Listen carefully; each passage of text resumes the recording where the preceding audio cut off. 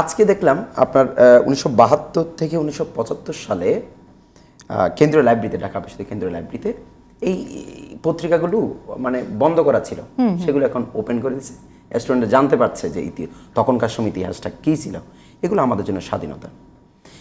এই অভ্যুত্থানের সফলতা যদি আপনি বলেন এই পয়েন্টগুলোই। তবে আমরা যারা স্বাধীনতাকামী ছাত্র জনতা ছিলাম, আমাদের তো একটা উদ্দেশ্য ছিল। উদ্দেশ্যটা হলো মানে এই যে একটু আমরা ওখানে যখন বসেছিলাম আঙ্কেল বলছিলেন যে আমি কখনো ভাবতে পারি নাই এই জেনারেশন মানে এরকম একটা অনিশ্চিত একটা স্বাধীনতা এনে দিবে।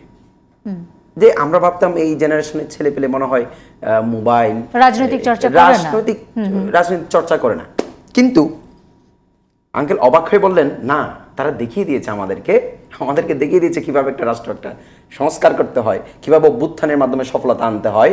এবং উনি বলছেন ছাত্ররা মুক্তিযুদ্ধের সময়ও অধিকাংশ ছিল তরুণ, তারা স্বাধীনতা এনে দিয়েছে, বিজয় এনে দিয়েছিল, ধ্বংস করেছে বুড়ারা। বলছে না, খুব সুন্দর একটা কথা বলছে। এই যে এগুলো কিন্তু এখন এই যে আমাদের যিনি অন্তর্বর্তীকালীন সরকারে আমাদের দুজন প্রতিনিধি, ছাত্র প্রতিনিধি, এগুলো কেন প্রয়োজন আপনি যদি সেই প্রশ্ন করেন, আমি বলবো ওভারঅল পুরো দেশের ছাত্র জনতা সবাই আশাবাদী তরুণ নেতৃত্ব আসবে, তাদের মুখ থেকে আমরা সুন্দর সুন্দর বাণীগুলো শুনতেও পারছে। আমাদের যিনি তথ্য সম্প্রচার উপদেষ্টা নাহিদ ভাই, উনি বলছেন কি আমাকে স্যার ডাকবেন না, আমাকে প্লিজ স্যার বলে সম্বোধন করবেন না, আমি আপনাদেরই সন্তান, আপনাদের হয়ে জনতার হয়ে আমি আজকে এখানে এসেছি আপনাদের সেবা করার জন্য। এগুলো হলো একটা স্বাধীন একটা রাষ্ট্রের মানে সুন্দর অবকাঠামোর কতগুলো পয়েন্ট রচিত হচ্ছে।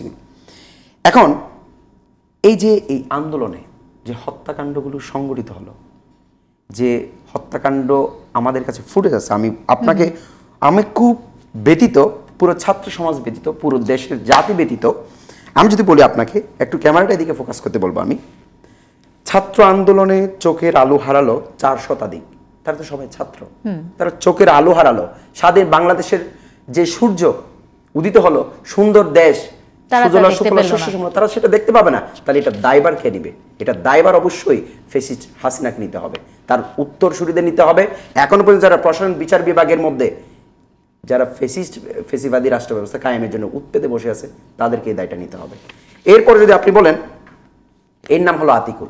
হ্যাঁ, এই আতিকুল আজমপুর উত্তরায় 5ই আগস্ট যেদিন আমাদের স্বাধীনতা হয়, সেদিন বিকেলবেলা ও গুলিবিদ্ধ হয়ে একটা হাত হারায়। তাকে যখন জিজ্ঞেস করা হলো একজন গিয়ে, তোমার এখন কেমন অনুভূতি? ও বলছে, আঙ্কেল আমার তো একটা হাত চলে গেছে, আরেকটা হাত আছে, আপনারা যদি আবার স্বাধীনতার কোনো এরকম যদি কোনো কিছু ঘটে, আমি সেই হাতও দিয়ে দিতে রাজি। তাহলে এগুলো কিন্তু খুব মানে একটা আপনার মনে পীড়া দিবে। এরপরে এই যে মাদ্রাসার ছাত্র হাফেজ হোসাইন আহমেদ, এও সেম একটা হাত হারালো। কেন? আমরা কি এরকম একটা বাংলাদেশ চেয়েছিলাম? নির্বিচারে গুলি করে পাখির মতো হত্যা করা, এই ছাত্রদের দায়ভার অবশ্যই ফ্যাসিস্ট হাসিনাকে নিতে হবে। এই যে দেখেন আরেকটা মর্মান্তিক, একমাত্র পোলাটা আন্দোলনে শহীদ হয়ে গেছে, ছাত্ররা আইসা এখন আমাকে আব্বা ডাকে, একজন সবজি বিক্রেতা, ওনার একটা মাত্র ছেলে। তাহলে বলেন একটু দায়ভার কে নিবে? এরপরে দেখেন এ হলো সাগর, ঢাকা মেডিকেলের 3য় তলায় এখনো আছে। চানকার ফুলে পুলিশ প্রশাসন সবগুলো রাস্তায় সরকারি ভবনের উপর থেকে গুলি করা হলো স্নাইপার দিয়ে, দেখেন কিভাবে ক্ষত হয়ে গেল। এই যে এগুলো। এরপরে দেখেন রিকশায় লাস্ট এভাবে রাখা হলো। নাফিজের মা বলল, আমার ছেলে যেহেতু বড় হয়ে গেছে আমি বুঝিনি, এখন আমার ছেলে পুরো খাটিয়াটাই আমার ছেলের দখলে, এখন আমি বুঝতে পারছি আমার ছেলে বড় হয়ে গেছে। এগুলো আমাদের জন্য খুবই ব্যতীত, আমার জন্য খুবই ব্যতীত। ইনশাল্লাহ আমরা বিশ্বাস করি ছাত্র সমাজ যে অভ্যুত্থানের মাধ্যমে স্বাধীনতা অর্জন করেছে, এই স্বাধীনতাটাকে বিনষ্ট করার জন্য যারা নিরহ ছাত্র সমাজের বুকে গুলি চালাতে দ্বিধাবোধ করেনি, তাদেরকে আমরা বিচারের আওতায় আনবো। আপনি শুনে খুশি হবেন, আজকে গত পরশুদিন আমাদের তো চট্টগ্রামের প্রথম শহীদ হলো শহীদ ওয়াসিম। ও চট্টগ্রাম কলেজের সমাজ বিজ্ঞান বিভাগের ছাত্র ছিলেন, বাড়ি হলো চকরিয়ায়। ওয়াসিমের পরিবার আজকে 108 জনের বিরুদ্ধে মামলা করলো 5 লাখ থানায়।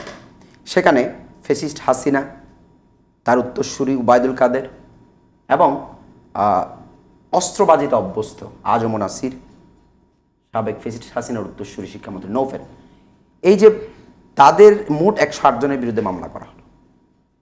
এরপরে গত পরশুদিন তানবীর, শহীদ তানবীর চানগাঁও থানায় তার চাচা মোহাম্মদ পারভেজ 34 জনের বিরুদ্ধে মামলা করলেন।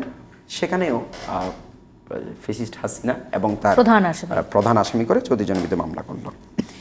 এই যে এগুলো, এখন আপনি যদি আমাকে জিজ্ঞেস করেন এই আন্দোলন, আপনারা এই আন্দোলনের সফলতাটা আমি তো বললাম আপনাকে, যদি আমাকে প্রশ্ন করেন মুগ্ধ অভিজ্ঞতাটা কি, মুগ্ধ অভিজ্ঞতা হলো এত ত্যাগ তিতিক্ষার বিনিময়ে 1500+ ছাত্র জনতা হত্যার বিনিময়ে একটা সুন্দর একটা রাষ্ট্র কাঠামো পেলাম, একটা সুদলা সুফলা দেশকে শকুনের হাত থেকে রক্ষা করলাম, একটা ফেসিবাদী রাষ্ট্র ব্যবস্থা কায়েম হলো সেই 17 বছর ধরে, তাকে উল্টে দিলাম, এটা আমাদের জন্য মুগ্ধ অভিজ্ঞতা।